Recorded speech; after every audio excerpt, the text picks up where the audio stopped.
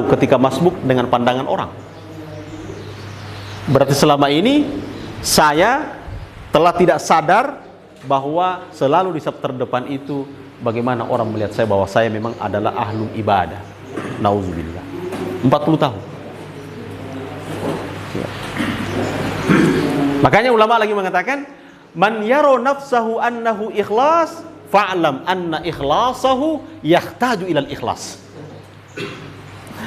Barang siapa yang melihat dirinya bahwa sudah ikhlas saya ini, ketahuilah bahwa kalau kita berpandangan seperti itu menunjukkan bahwa keikhlasan kita masih butuh pada keikhlasan. Betapa beratnya. Muslimin muslimat yang dimuliakan Allah Subhanahu wa taala.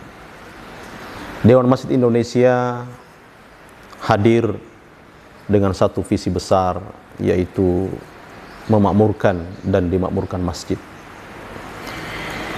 Tujuannya adalah bagaimana agar supaya masjid menjadi magnet untuk umat bisa menjadikan masjid itu sebagai pusat kebangkitan.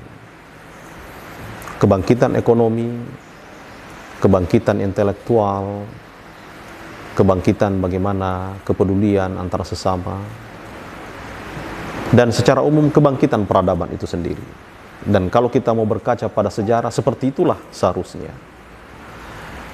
Dewan Masjid Indonesia, khususnya Dewan Masjid Indonesia Provinsi Sulawesi Tengah di bawah kepemimpinan Haji Ahmad Ali, Sarjana Ekonomi, telah menetapkan satu program.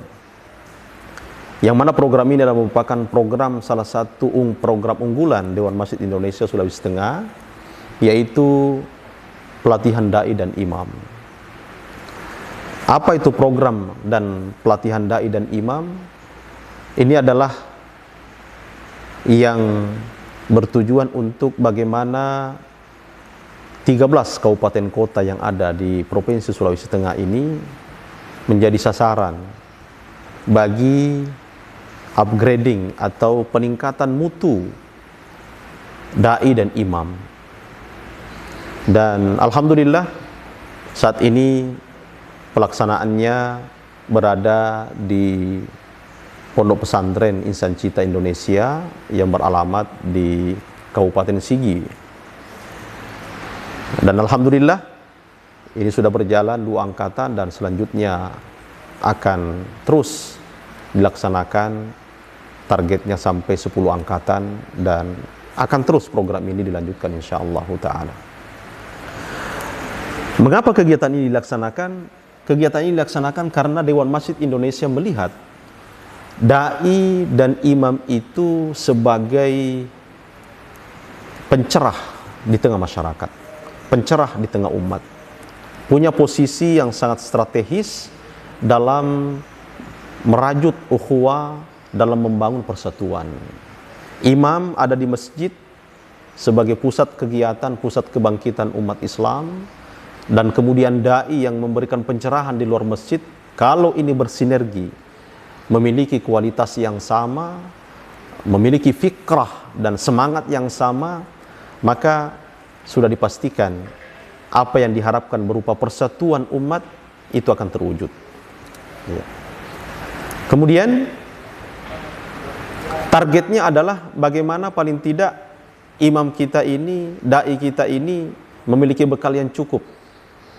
Pertama, paling tidak mereka memiliki bacaan Al-Fatihah yang sudah bersanad, karena memang dibimbing selama pelatihan ini oleh orang-orang yang punya kafaah, yang punya kapasitas untuk bagaimana peserta ini memiliki bacaan yang bersanad. Ya. Kemudian yang kedua, bagaimana dai dan imam ini memiliki kemampuan untuk melayani umat lebih berkualitas lagi, termasuk menghadapi persoalan-persoalan yang selama ini menjadi perdebatan di tengah masyarakat, sehingga diharapkan dengan pelatihan selama 1 bulan kurang lebih dalam program ini, para dai dan imam ini sudah bisa membawa diri, sudah bisa mencerahkan umat, utamanya bisa menengahi persoalan-persoalan yang selama ini diikhtilafkan atau diperdebatkan di antara umat, bahkan di antara dai atau imam yang ada. Pandangan wasatiyah pandangan yang bijak dalam menyikapi persoalan yang sifatnya furu'iyah, itulah yang kemudian ditanamkan di pelatihan ini sebagai salah satu poin yang betul-betul dijadikan sebagai pencerahan untuk kemudian peserta bisa memahaminya secara baik. Kemudian apa saja program dalam pelatihan ini? Sebagaimana saya sampaikan tadi bahwa pelatihan ini paling tidak bacaan Quran sudah berstandar, dalam artian sudah bersanad, minimal surah Al-Fatihah. Imam begitu juga dai sudah memiliki itu, makharijul hurufnya, tajwidnya, ya. Kemudian memiliki kafaah syar'i, pemahaman fikih yang bersifat syumul, artinya bukan hanya saklek pada satu pandangan, tapi bagaimana memiliki pemahaman yang utuh, yang cukup, yang mapan dari perbedaan-perbedaan yang terjadi, sehingga apa yang terjadi di masyarakat selama ini bisa menjadi penengah dai-dai atau imam-imam yang keluar dari pelatihan ini. Kemudian kita bersyukur kepada Allah Subhanahu wa taala karena pengajar yang kita libatkan terdiri dari berbagai ormas, ya.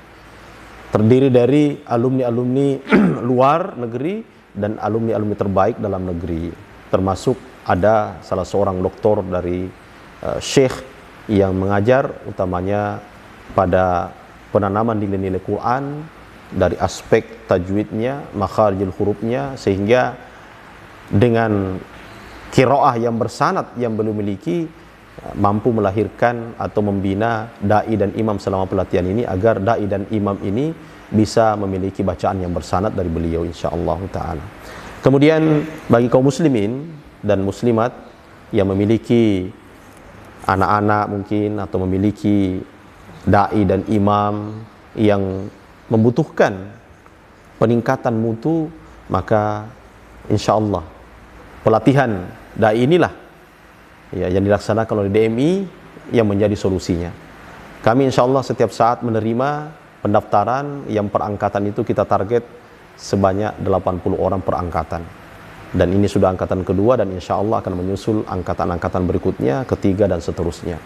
Dan silakan menghubungi pengurus daerah Dewan Masjid Indonesia di daerah masing-masing untuk mendaftar, atau mungkin langsung menghubungi panitia yang ada di tingkat wilayah. Insya Allah kami akan koordinasikan, kami akan komunikasikan dengan pengurus daerah di mana asal calon peserta tersebut berada. Ya mungkin ini perkenalan singkat bagaimana program pelatihan dai dan imam Dewan Masjid Indonesia ini, dan insya Allah ini adalah merupakan kesyukuran yang luar biasa bagi kita umat Islam khususnya di Sulawesi Tengah. Demikian, mohon maaf dan terima kasih. Hadanallahu wa iyyakum ajma'in. Wassalamualaikum warahmatullahi wabarakatuh.